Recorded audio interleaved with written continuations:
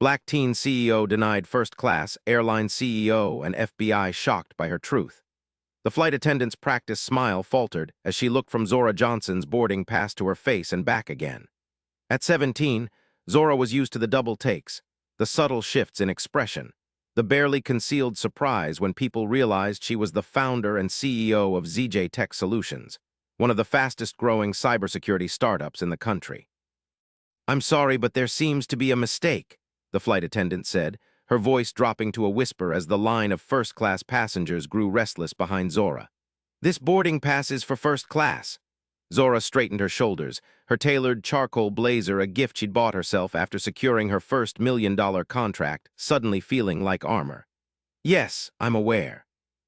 "I'm in 2A, the flight attendant," Sandra, according to her name tag, glanced nervously at her colleague, a tall man with salt and pepper hair who had been watching the exchange with growing interest. "Perhaps you were upgraded accidentally," Sandra continued, her voice strained with artificial patience. "Let me check if there's been some mix-up in the system." Zora felt a familiar heat rising in her chest, the same burning sensation that had accompanied every obstacle, every closed door, every assumption made about her capabilities since she'd written her first line of code at 11. She was acutely aware of the eyes on her curious, judgmental, indifferent, as she stood her ground at the threshold between the jetway and the aircraft. "There's no mix-up," Zora said firmly, reaching for her phone. "I booked first class. I paid for first class." She pulled up her receipt, displaying it with a steady hand that belied the anger coursing through her veins. $7,432, one-way first class San Francisco to New York. The gate agent who had been monitoring the boarding process approached, his expression a mask of professional concern. "Is there a problem here?" Sandra turned to him with visible relief. "Mr. Davis, this young passenger has a first-class boarding pass, but what?" Zora interrupted, her voice level despite the storm brewing inside. "But I'm too young, too black, too female. Which is it today?" The sudden silence was deafening. Several passengers shifted uncomfortably, averting their eyes or suddenly finding their phones fascinating.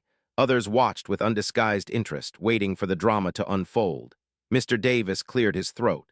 "Miss, I'm sure there's been a misunderstanding. Perhaps you'd be more comfortable in our economy section." "We could arrange a refund for the difference." "No." The word hung in the air, simple and unyielding. Zora's dark eyes met his, unflinching. "I'm not asking for your permission to sit in a seat I purchased. I'm not requesting your approval of my presence in first class. What I am doing is boarding this flight and taking my assigned seat 2A, which I selected specifically for the view of the Golden Gate Bridge during takeoff."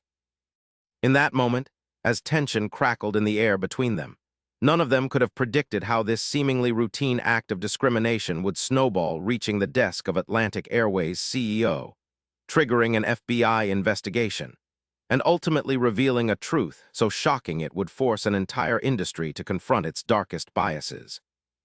But standing there, her college acceptance letters still fresh in her email inbox, alongside acquisition offers from tech giants that wanted to absorb her revolutionary encryption algorithm, all Zora knew was that she was tired, bone-deep, soul-weary tired of fighting for spaces that should have been open to her from the start. What none of them realized was that this wasn't just another black teenager being profiled. This was Zora Johnson, whose cybersecurity innovation had recently prevented a massive data breach that would have compromised the personal information of millions, including, ironically, the entire executive team of Atlantic Airways. 6 months earlier, Zora Johnson sat cross-legged on her bedroom floor, surrounded by a chaos of papers, textbooks, and empty cans of sparkling water. The glow of her 3 monitors cast sharp shadows across her face, highlighting the intensity in her eyes as she typed furiously. "Zora, dinner!" Her mother's voice floated up from downstairs, barely penetrating her concentration. "Just 5 more minutes," she called back automatically, fingers never pausing on the keyboard. She was close, so close, to finalizing the algorithm that had consumed her every waking moment for the past 8 months. Ella Johnson appeared in the doorway, arms crossed, her nurse's scrubs wrinkled from a 12-hour shift. Despite her exhaustion, her eyes softened at the sight of her daughter surrounded by the familiar chaos of creation. "You said that 5 minutes ago," Ella said, her voice gentle but firm, "and 30 minutes before that." Zora finally looked up, blinking as though emerging from underwater. "Mom, I think I've got it." Her voice trembled with excitement. The distributed encryption key I've been working on, it's finally stabilizing across multiple nodes without any latency issues. Ella's expression was a familiar mixture of pride and bewilderment. Which means?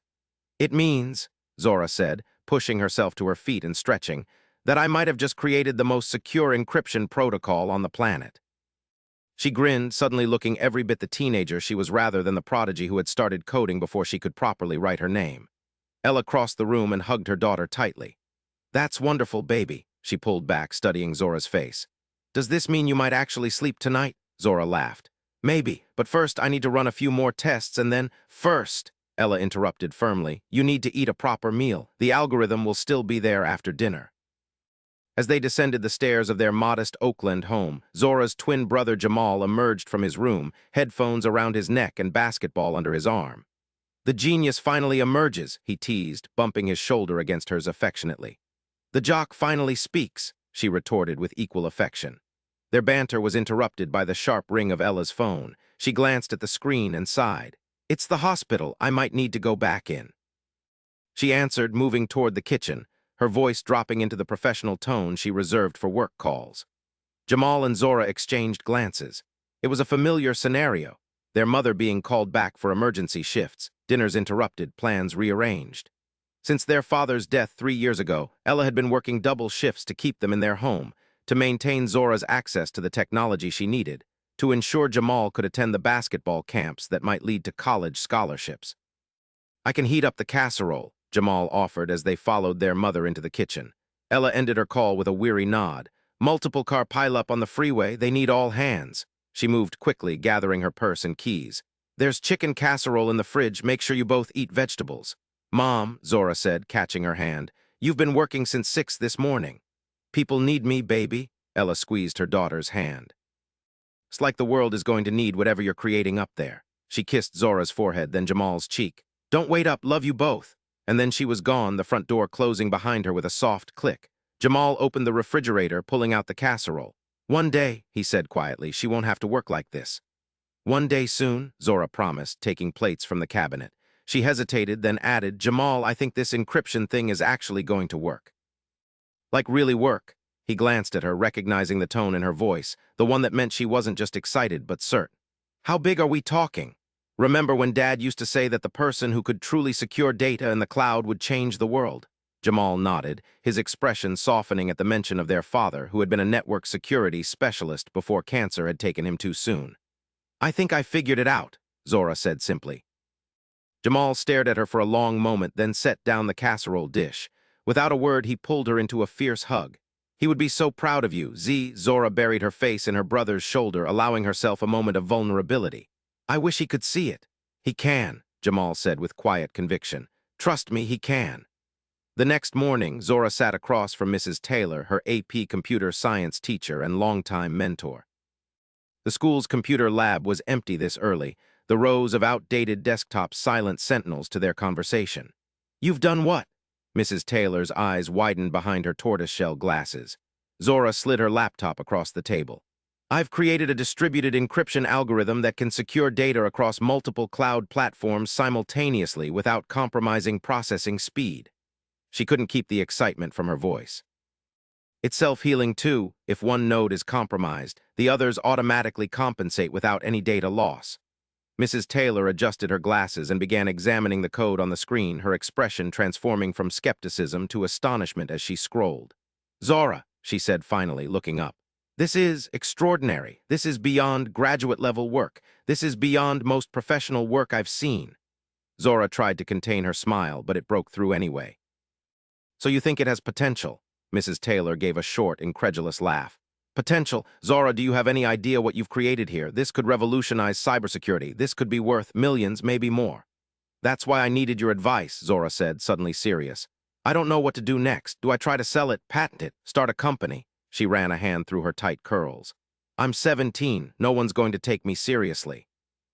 Mrs. Taylor closed the laptop gently. That's where you're wrong. The tech world loves wunderkinds. She leaned forward. But you need to protect yourself and your work before you go public with this. How? First, we need to get this properly documented and registered, then you need a lawyer. Mrs. Taylor tapped her fingers thoughtfully on the table. My brother-in-law specializes in intellectual property law. He's helped several startups in Silicon Valley. Zora bit her lip. I can't afford a Silicon Valley lawyer, Mrs. Taylor. Mom's already working overtime just to keep our internet connected. Mrs. Taylor's expression softened. Let me make a call. James has been looking for a way to give back. I think he'd be very interested in helping a young innovator like you. She paused. But Zora, you should know once you put this out into the world, your life might change dramatically. Are you ready for that?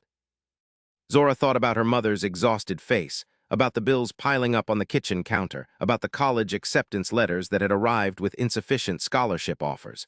She thought about her father, who had always told her that her mind was a gift meant to be shared with the world. I'm ready, she said firmly. I have to be. 3 months later, ZJ Tech Solutions was incorporated, with Zora as the majority shareholder and CEO. Mrs. Taylor's brother-in-law, James Wilson, had indeed been intrigued by Zora's innovation and had agreed to represent her in exchange for a small equity stake in the company. With his guidance, Zora had secured a provisional patent and had begun approaching potential clients. The first meetings had been predictably frustrating. Despite James's presence and preparation, executives had directed their questions to him rather than Zora. Some had patted her head literally and asked when the real developer would be joining them. Others had suggested that perhaps her father or an older brother had actually created the algorithm. But then came the data breach at MedCore Systems, a major healthcare data repository. Millions of patient records had been compromised, and the company was hemorrhaging both money and trust. In desperation, their CTO had agreed to meet with the teenage prodigy everyone in Silicon Valley was beginning to whisper about. That meeting changed everything. So you're telling me, said Richard Barnes, MedCore's visibly skeptical CTO, that your encryption would have prevented our breach entirely? Zora met his gaze steadily. No, Mr. Barnes, I'm telling you that my encryption will prevent the next one and every one after that. She tapped her laptop. May I? He gestured for her to continue. For the next 20 minutes, Zora demonstrated how her algorithm worked, using MedCore's own compromised system architecture as an example. As she spoke, explaining complex cryptographic principles with remarkable clarity, the skepticism in Barnes' expression gradually gave way to grudging respect, and then to undisguised amazement. That shouldn't be possible, he said finally, staring at the simulation she'd created. The processing overhead alone would be negligible, Zora finished. Less than 0.03% impact on system performance. I've optimized the protocol specifically for high-volume, sensitive data environments like healthcare. Barnes leaned back in his chair. And you developed this yourself, all of it? The familiar question would have once made her defensive. Now, with her confidence growing, she simply smiled. Every line of code, Mr. Barnes. Would you like to test it? 2 weeks later, MedCore signed a $1.2 million contract with ZJ Tech Solutions. The day the funds hit the company account, Zora took her mother and brother out to dinner at the most expensive restaurant in Oakland. To Dad, she said, raising her glass of sparkling cider in the elegant dining room where they were the only black family present. Who taught me that the impossible just takes a little longer? Ella, wearing a new dress Zora had insisted on buying for her, blinked back tears. To Zora, she countered, who never let anyone tell her what she couldn't do. Jamal grinned, his basketball scholarship to UCLA now supplemented by a generous stipend from his sister's company. To us, he said, the Johnsons still rising. They clinked glasses, ignoring the curious stares from neighboring tables. Later that night, as they drove home, Ella reached over and squeezed her daughter's hand. You know, she said quietly, your success doesn't surprise me at all, but the world isn't always kind to young black women who outshine everyone around them. Promise me you'll be careful. Zora squeezed back. I promise, Mom, but I won't dim my light, not for anyone. Good, Ella said fiercely. That's exactly what I wanted to hear. In the following months, as ZJ Tech Solutions secured contracts with 3 more major companies, including a government defense contractor, Zora found herself increasingly in the public eye. She was featured in tech magazines, invited to speak at conferences, approached by venture capitalists eager to invest in her company. She also experienced the darker side of visibility. Online trolls questioned her abilities and her right to her success. Competitors spread rumors that she was merely a figurehead for technology developed by older white male programmers working behind the scenes. One particularly persistent blogger even suggested she was an elaborate marketing scheme created by a struggling tech company looking to capitalize on diversity initiatives. Through it all, Zora maintained her focus on her work and her vision. She expanded her team carefully, hiring a diverse group of brilliant engineers who shared her commitment to creating truly secure digital spaces. She turned down acquisition offers that would have made her incredibly wealthy, but would have surrendered control of her technology. And now, 6 months after incorporating her company, she was boarding a flight to New York to meet with the Department of Homeland Security, which was interested in implementing her encryption protocol across multiple agencies. Which brought her back to this moment, standing in the jetway of Atlantic Airways Flight 1427, facing yet another barrier erected by someone who couldn't see past her youth and her skin color to recognize her worth. "I understand your concern, Mr. Davis," she said, maintaining her composure, "but I assure you that my boarding pass is valid, my fare was paid in full, and I will be sitting in my assigned seat today." Davis's jaw tightened. "I'm going to need to see some identification." "Interesting," Zora said, even as she reached for her wallet. "I've been watching the boarding process for the last 30 minutes, and you haven't asked anyone else for ID after they've presented their boarding pass." She handed him her California driver's license. "But I'm happy to comply." Davis examined her ID with exaggerated thoroughness, then reluctantly handed it back. "Very well, Ms. Johnson, you may board." "Thank you for your diligence," Zora said, the politeness of her words belied by the steel in her voice. As she moved past him into the first-class cabin, she was acutely aware of the eyes following her, some sympathetic, others still skeptical, many simply uncomfortable with the scene they had witnessed. She found her seat 2A by the window and settled in, placing her laptop bag beneath the seat in front of her. A white businessman in his 50s occupied 2B, and he gave her a surprised glance as she sat down. "Aren't you a little young to be up here?" he asked, his tone somewhere between joking and condescending. Zora had perfected the art of the polite but firm shutdown. "I'm exactly the right age to be wherever I've earned the right to be," she replied with a pleasant smile that didn't reach her eyes. She pulled out her phone, effectively ending the conversation before it could begin. As she scrolled through her emails, a new message appeared from James Wilson, her lawyer. "DHS confirmed. Meeting at 10 a.m. tomorrow. Car service arranged from JFK." Big news: Atlantic Airways was hit by hackers last night. Data potentially compromised. Their CEO, Marcus Reynolds, wants to meet with you while you're in NY. Could be huge. Call when you land. Zora looked up, taking in the Atlantic Airways logo on the flight attendants' uniforms with new interest. The universe certainly had a sense of irony. She typed a quick reply to James, confirming she'd received the information. As the remaining passengers boarded, flight attendant Sandra approached with 2 glasses of champagne on a tray. "Complimentary pre-flight beverage," she offered to Zora's seatmate, carefully avoiding Zora's eyes. "Thank you," the man said, taking a glass. Sandra turned to leave without offering Zora anything. "Excuse me," Zora called pleasantly. "I believe first-class passengers are entitled to a pre-flight beverage." Sandra froze, then slowly turned back. "Of course," she said tightly.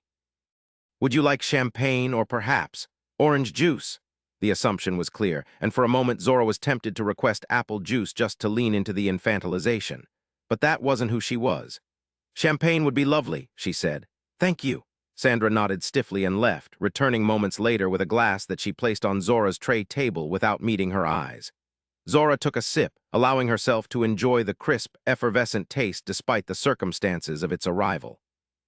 She had earned this seat, this drink, this moment, just as she had earned every achievement in her young life through intellect, perseverance, and an unwillingness to accept the limitations others tried to impose on her. Little did she know that the discrimination she had just experienced was merely the prelude to a much larger confrontation, one that would expose a systematic pattern of behavior that went far beyond one flight crew's biases. Midway through the flight, as Zora worked on refining code for her upcoming DHS presentation, she became aware of movement in the aisle. Looking up, she saw Mr. Davis, the gate agent who had initially tried to prevent her from boarding, now dressed in a more formal uniform that identified him as the purser. He was making his way through the first-class cabin, stopping to chat with passengers, checking on their comfort, and addressing them by name.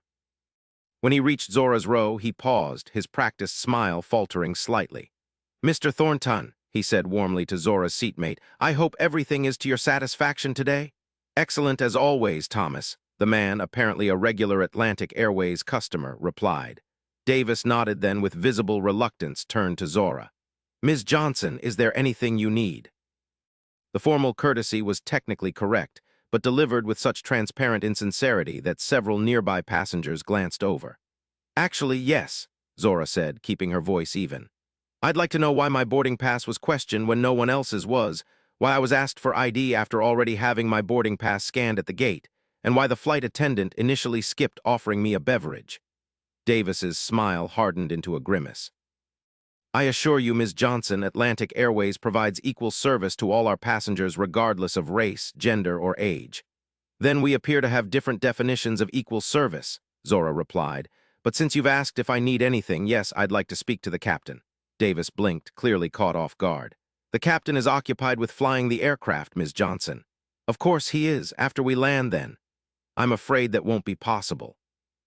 "Crew has a tight schedule, and let me be clear," Zora interrupted, her voice dropping so that only Davis and perhaps her seatmate could hear.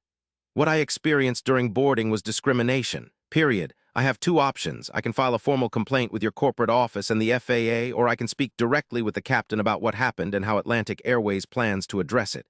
I'm offering the latter as a courtesy." Davis's face flushed. "Are you threatening me, Ms. Johnson?" "Not at all," Zora said calmly.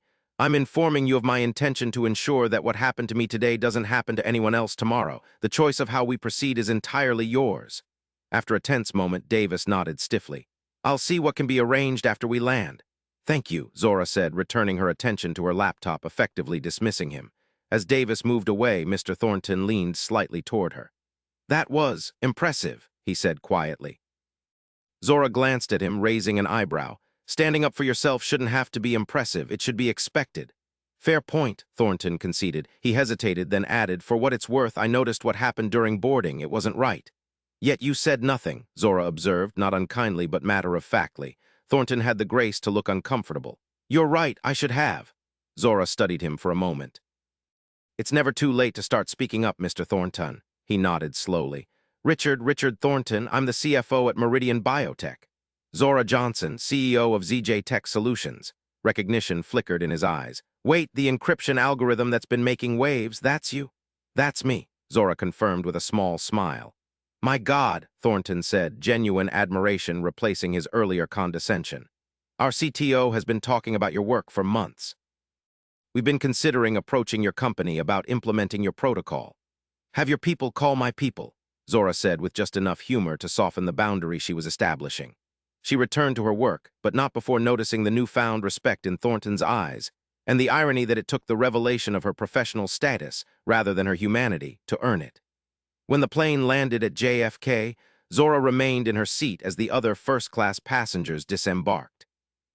Mr. Davis had not returned with any information about meeting the captain, and she was not surprised, disappointed, but not surprised. As she finally rose to leave, collecting her laptop bag, a female flight attendant she hadn't seen before approached her. "Ms. Johnson, Captain Reeves would like to speak with you. If you could follow me, please." Zora nodded, following the flight attendant to the front of the aircraft where a tall, gray-haired man in a pilot's uniform waited near the cockpit door. "Ms. Johnson," he said, extending his hand. "I'm Captain James Reeves. I understand there was an issue during boarding." "Yes, there was," Zora confirmed, shaking his hand firmly. "Though issue seems a rather mild way to describe being racially profiled and nearly denied a seat I paid for." Captain Reeves's expression remained professionally neutral, but his eyes registered concern. "That's a serious accusation. Could you tell me exactly what happened?" Zora recounted the events at boarding, as well as the subsequent differential treatment she had received during the flight. As she spoke, she noticed Davis hovering nearby, his expression a mixture of defensiveness and apprehension. When she finished, Captain Reeves nodded gravely. "Ms. Johnson, on behalf of Atlantic Airways, I apologize for your experience. This is not the standard of service we aim to provide." "All due respect, Captain," Zora said. "I'm less interested in an apology than in action. What will Atlantic Airways do to ensure this doesn't happen again, to me or to anyone else who doesn't fit the expected profile of a first-class passenger?" Captain Reeves hesitated, glancing briefly at Davis. "I'll personally report this incident to our Customer Relations Department, who will file it away and send me a form letter with travel vouchers," Zora finished. "That's not good enough." The captain's professional mask slipped slightly, revealing a flash of genuine concern. "What would you consider good enough, Ms. Johnson?" "Accountability," Zora said simply. Real, meaningful changes to your training and policies, a commitment to addressing the biases that led to my experience today. She paused. I understand Atlantic Airways experienced a cybersecurity breach last night. Surprise registered on both Captain Reeves's and Davis's faces. That's not public information, Davis said sharply. And yet it's accurate, Zora countered. She handed Captain Reeves her business card. I'm in New York to meet with the Department of Homeland Security about implementing my encryption protocol across their agencies. I believe your CEO, Marcus Reynolds, is interested in speaking with me about potentially doing the same for Atlantic Airways. Captain Reeves stared at her card, then at her, realization dawning in his eyes. You're the founder of ZJ Tech. I am, Zora confirmed. And while I was being questioned about my right to sit in a seat I paid for, I could have been your company's best hope for preventing future data breaches. She shouldered her bag. I have a car waiting. Please let Mr. Reynolds know that if he still wishes to meet, I'll be in New York until Thursday, but our conversation will need to include how Atlantic Airways plans to address what happened today. She walked off the plane, leaving Captain Reeves holding her card and Davis looking as though he had swallowed something extremely unpleasant. As she made her way through the terminal, Zora's phone rang. It was James Wilson. How was the flight? Her lawyer asked. Enlightening, Zora replied, and potentially profitable depending on how Atlantic Airways chooses to respond to what happened. What do you mean, what happened? I'll tell you in the car. But you might want to prepare for a meeting with Marcus Reynolds sooner rather than later. The following morning, after her successful presentation to the Department of Homeland Security, Zora sat across from Marcus Reynolds in a sleek conference room at Atlantic Airways' New York headquarters. James Wilson sat beside her, while Reynolds was flanked by his chief legal counsel and the airline's head of customer experience. Reynolds, a silver-haired man with piercing blue eyes and the confident posture of someone accustomed to power, leaned forward. Ms. Johnson, first, let me apologize for your experience on our airline yesterday. It falls far short of the standard we set for ourselves. Zora nodded once, acknowledging but not accepting the apology. Mr. Reynolds, I appreciate your willingness to meet. I assume you're interested in discussing ZJ Tech's encryption protocol in light of your recent data breach. Yes, Reynolds confirmed, but also to address the incident you experienced personally. Captain Reeves filed a detailed report, and I've spoken with both Mr. Davis and the flight attendant involved. And, Zora prompted, Reynolds exchanged glances with his colleagues. They maintained that they were following standard procedures and that no discrimination occurred. James shifted in his seat, but Zora placed a hand on his arm, silently asking him to let her handle this. That's the problem, isn't it?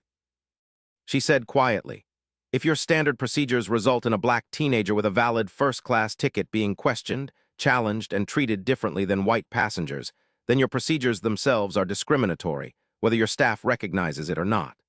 Reynolds's legal counsel, a stern-looking woman in her 40s, interjected. Ms. Johnson, we take allegations of discrimination very seriously. However, without clear evidence of racial bias, Ms. Patel is it. Zora interrupted, reading the woman's name placard. Let me stop you there. I don't need to prove racial bias to you. The pattern is clear to anyone who cares to see it. What interests me is whether Atlantic Airways cares to see it and is willing to address it. She turned back to Reynolds. Your company has a problem that extends beyond yesterday's incident. I've done my research. In the past year alone, there have been 27 reported cases of black passengers being removed from Atlantic Airways flights or challenged about their seating assignments. That's significantly higher than your competitors. Reynolds's expression tightened. You seem very well informed. Information is my business, Zora replied. Just as transportation is yours. Now we have two separate but potentially related issues to discuss, your cybersecurity vulnerability and your company culture. I'm prepared to help you with the first if you're prepared to seriously address the second. For a long moment, the room was silent as Reynolds studied her, clearly reassessing the young woman sitting across from him. What exactly are you proposing? He asked finally. Zora glanced at James, who nodded encouragingly. ZJ Tech will provide a comprehensive cybersecurity solution for Atlantic Airways at a 15% discount from our standard rate, she began, contingent upon Atlantic Airways implementing a series of changes to address racial bias in your procedures and company culture. Such as, prompted the head of customer experience, a woman named Andrea Simmons, who had thus far remained silent. A complete review and overhaul of your suspicious passenger protocols conducted by an independent third party specializing in equity issues, Zora said promptly. Mandatory bias training for all customer-facing staff, a clear, transparent reporting system for passengers who experience discrimination, and a quarterly public report on progress and incidents. Reynolds leaned back, his expression unreadable. That's extensive. So is your company's problem, Zora countered. And frankly, so is mine. Your data breach exposed the personal information of over 4 million passengers. ZJ Tech's encryption would prevent that from happening again. We could find another cybersecurity solution, Reynolds pointed out. You could, Zora agreed, but not one as effective as mine, and not one that comes with the positive PR of working with a young, black female innovator who your own staff discriminated against. She smiled thinly. Imagine the headlines. Atlantic Airways turns discrimination incident into progressive partnership. Much better than Airline faces lawsuit after racially profiling teen CEO. Reynolds' legal counsel looked alarmed, but Reynolds himself gave a short, surprised laugh. You don't pull your punches, Ms. Johnson. I can't afford to, Zora replied simply. Reynolds studied her for another long moment, then nodded. I'd like to counter-propose. We'll implement all the measures you suggested, plus establish a scholarship program for young people of color interested in aviation and technology careers. In exchange, we'd like exclusive rights to your encryption protocol in the airline industry for the first year. Now it was Zora's turn to be surprised. She glanced at James, who gave a slight nod. This was potentially a very valuable addition to their original proposal. The scholarship program would need to be substantial, at least 10 full-ride scholarships per year, Zora said, and we'd want input on the selection criteria. Done, Reynolds said without hesitation. And regarding the exclusivity, 2 years, James interjected, at standard rates after the initial implementation. Reynolds considered this, then extended his hand across the table. Ms. Johnson, I believe we have a deal. Zora shook his hand firmly. We have the beginning of one, Mr. Reynolds. The details will need to be hammered out by our legal teams. Of course, Reynolds agreed, but I think this partnership could be beneficial for both our organizations. He hesitated, then added, and personally, I'd like to apologize again for what you experienced. It wasn't right, and it reflects a blind spot in our company that clearly needs to be addressed. Zora nodded, accepting the apology this time. The true test will be in the changes that follow, Mr. Reynolds. As the meeting concluded and they prepared to leave, Andrea Simmons approached Zora. Ms. Johnson, I'd like to personally oversee the implementation of the bias training and protocol revisions we discussed. I've been pushing for changes like this for some time, but it's been challenging to get traction.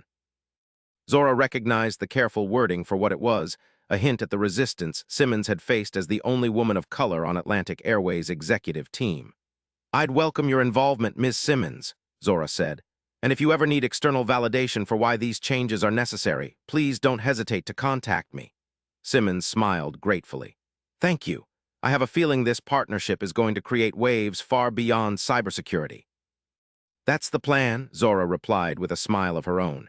As Zora and James left Atlantic Airways headquarters, he gave her a sideways glance. You know, most CEOs would have been satisfied with landing a major contract and an apology.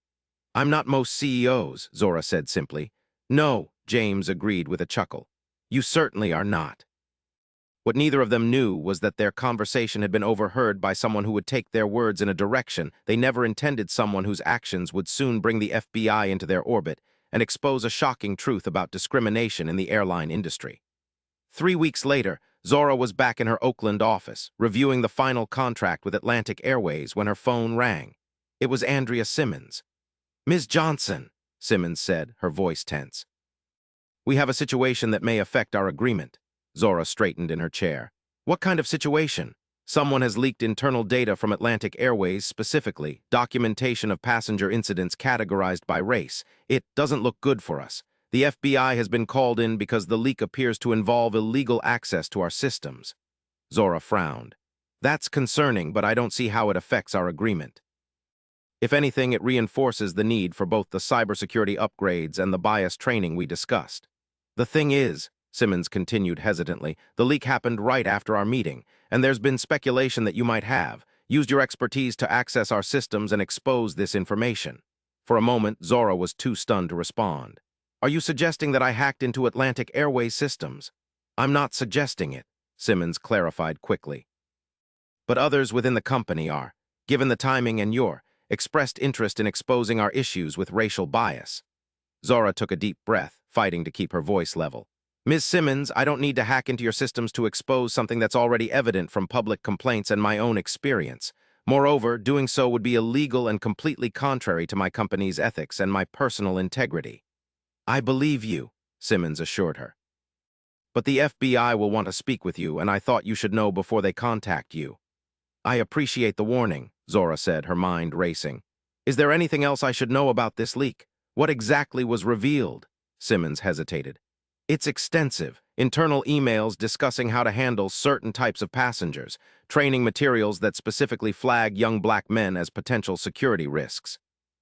Statistics showing that black passengers are removed from flights at 6 times the rate of white passengers, and a ranking system for first-class passengers that essentially creates a racial hierarchy.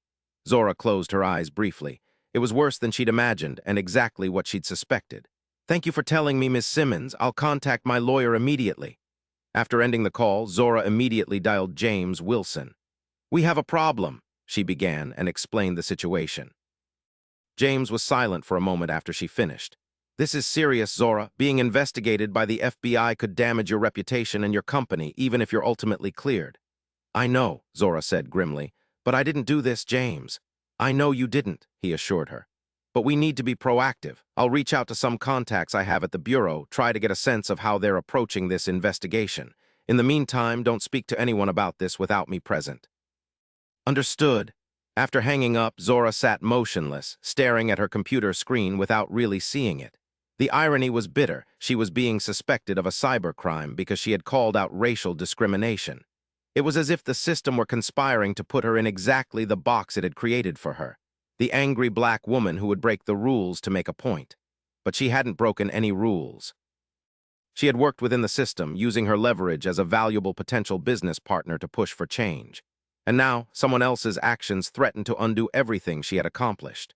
Her phone rang again, an unknown number with a Washington, D.C. area code. Taking a deep breath, she answered. Ms. Johnson, this is Special Agent Melissa Chen with the FBI's Cyber Division. We'd like to speak with you regarding a data breach at Atlantic Airways.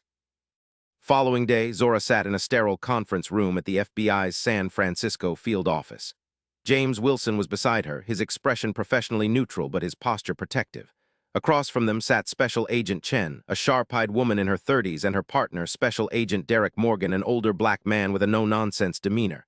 Thank you for coming in voluntarily, Ms. Johnson, Agent Chen began. We appreciate your cooperation. Of course, Zora replied. I have nothing to hide. That remains to be seen, Agent Morgan said, his tone neither accusatory nor particularly friendly.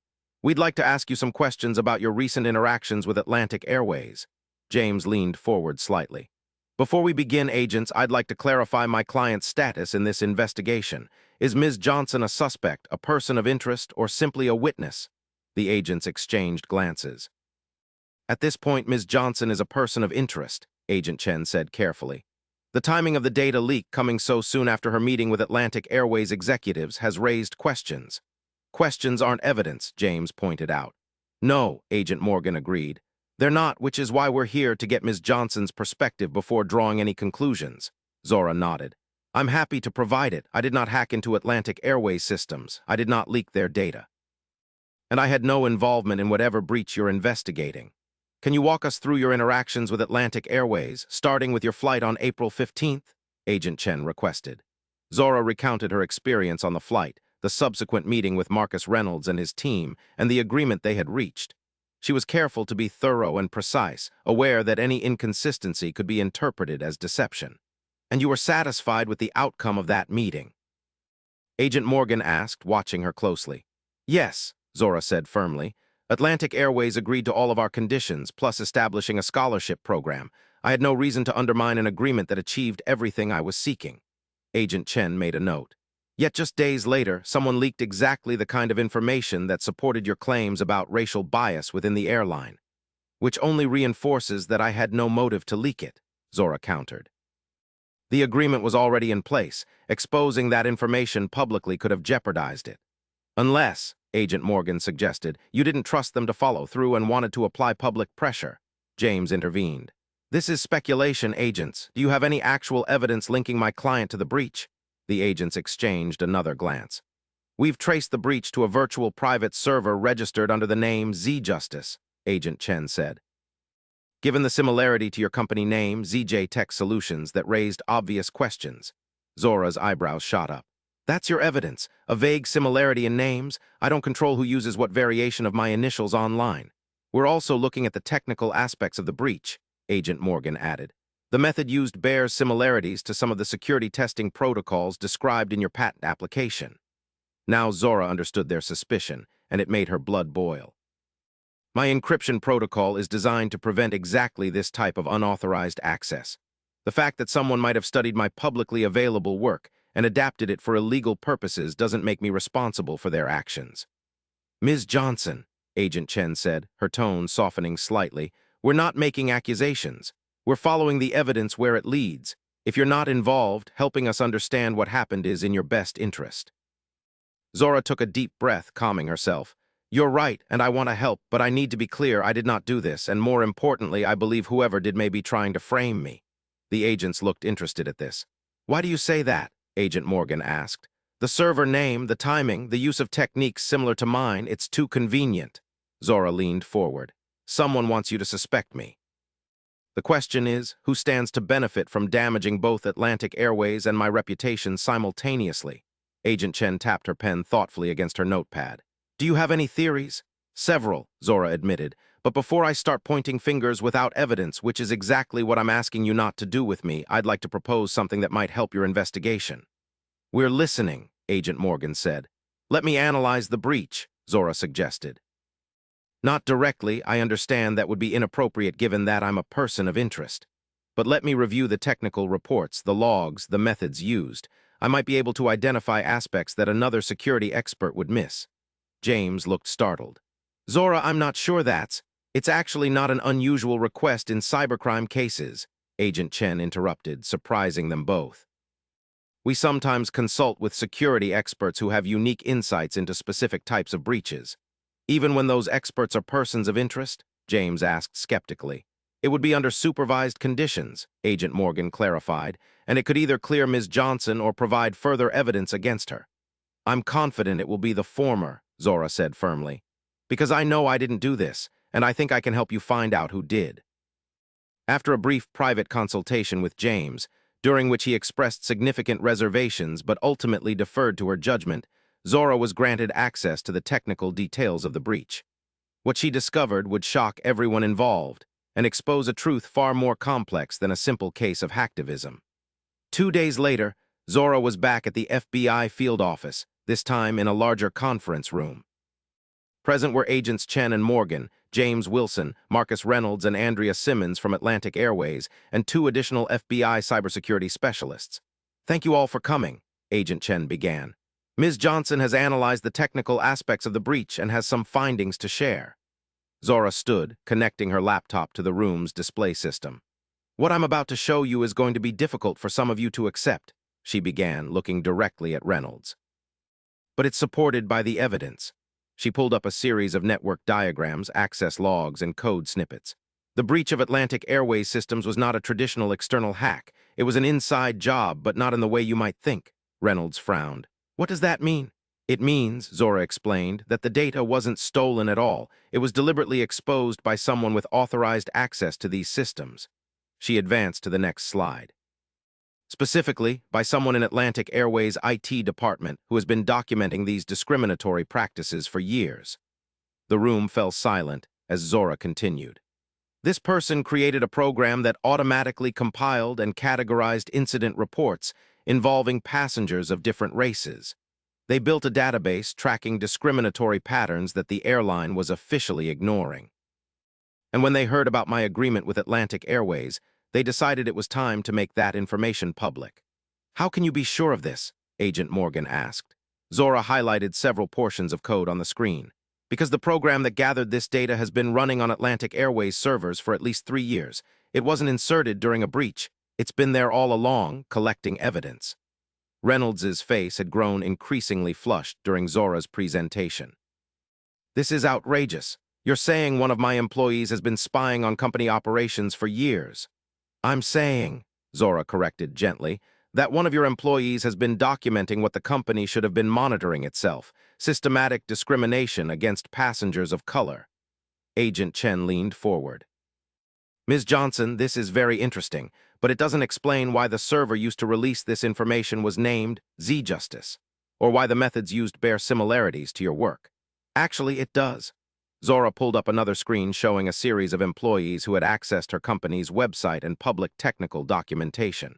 This individual, she highlighted a name, Edwin Park, has visited ZJ Tech's website 47 times in the past month alone. He's downloaded every white paper, every technical specification we've published. He studied my methods and adapted them for his purposes. And the server name? Agent Morgan prompted. A deliberate attempt to create plausible deniability, Zora explained.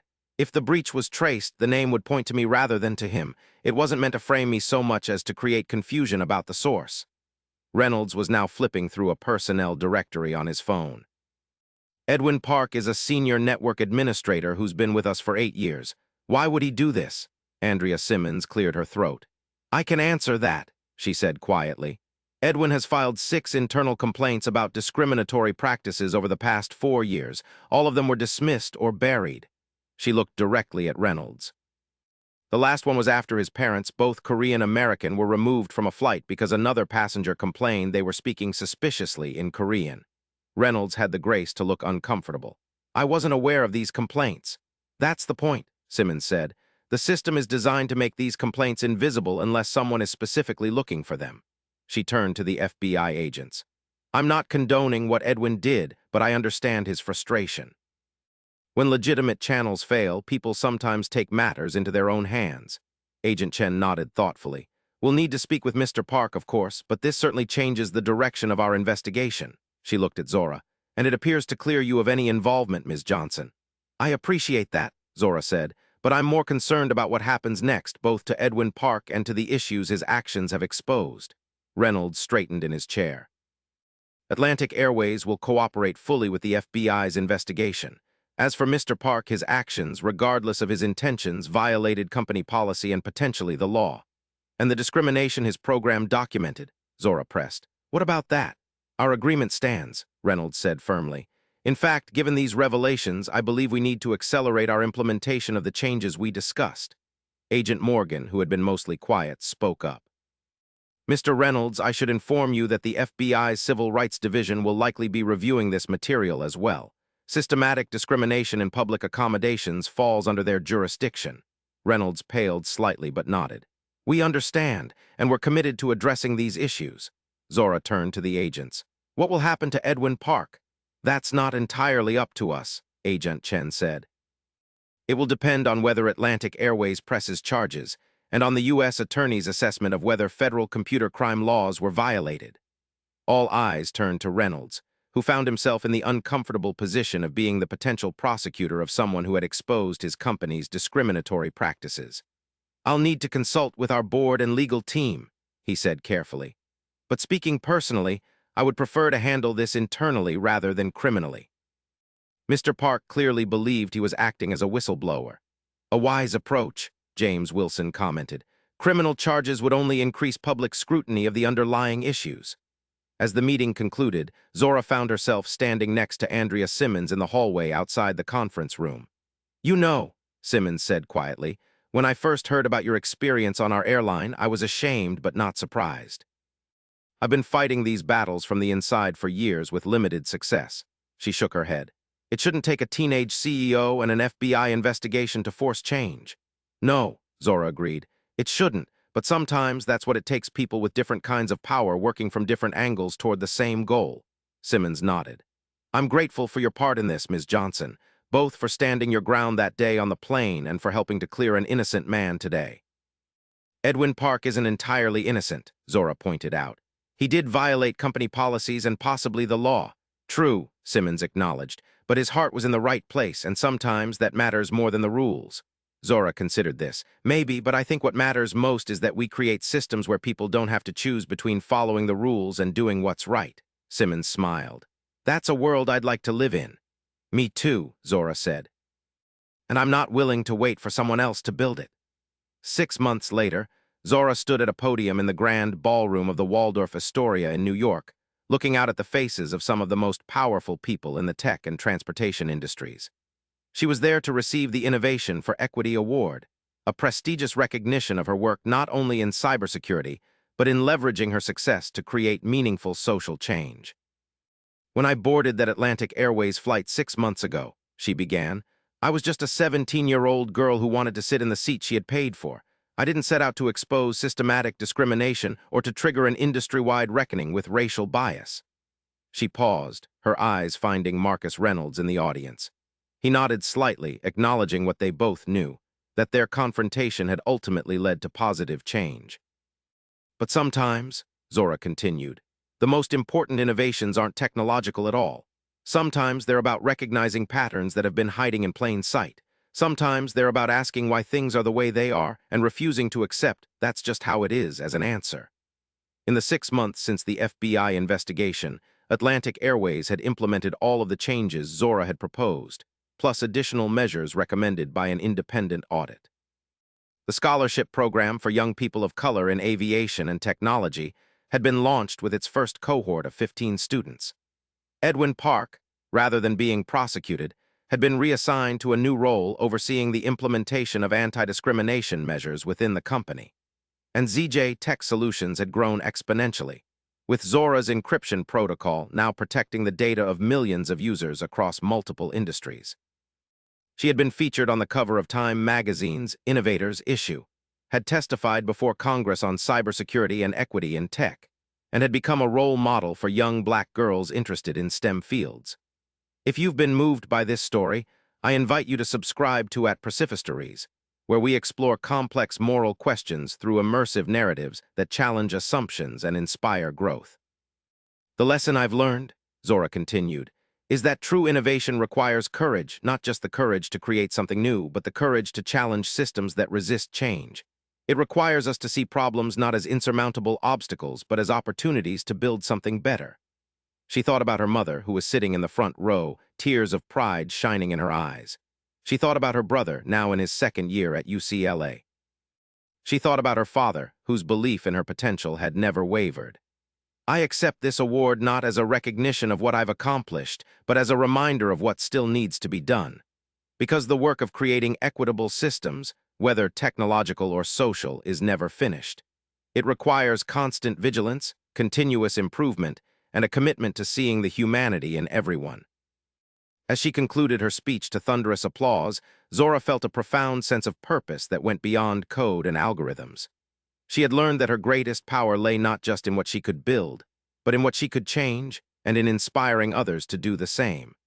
Later that evening, as she chatted with attendees at the gala reception, she was approached by a young black girl, no more than 12 years old, clutching a program for her to sign. "You're Zora Johnson," the girl said, her eyes wide with admiration. "I want to be just like you when I grow up." Zora smiled, signing the program. "What's your name?" "Maya," the girl replied. "Well, Maya," Zora said, kneeling down to meet her at eye level, "I hope you'll be even better than me. I hope you'll build things I haven't even dreamed of yet." Maya nodded solemnly. "I will. I'm already learning to code." "That's wonderful," Zora said. "But remember, the most important code isn't in computers. It's in how we treat each other. That's the code that really needs debugging." Maya considered this, then grinned. "I can do both." "I bet you can," Zora agreed, standing back up. "The world is going to need people like you, Maya, people who can see both the systems on our screens and the ones in our society, and who have the courage to improve them both." As Maya's mother led her away, Zora caught sight of Andrea Simmons across the room, deep in conversation with an executive from another airline.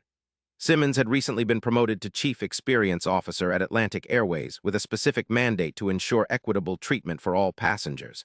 Small changes, Zora thought, but meaningful ones, and they had started with a single moment of standing her ground. Her phone buzzed with a text from Jamal. "Proud of you, sis. Dad would be too." Zora smiled, typing back, "Still rising." Because that was the truth of innovation, of justice, of progress. It wasn't a destination to reach, but a continuous journey upward. And Zora Johnson, the girl who had once been questioned about her right to sit in first class, was now helping to chart the course. If this story resonated with you, please subscribe to At Preciphistories for more narratives that explore complex moral questions and celebrate the power of standing up for what's right, even when it's difficult.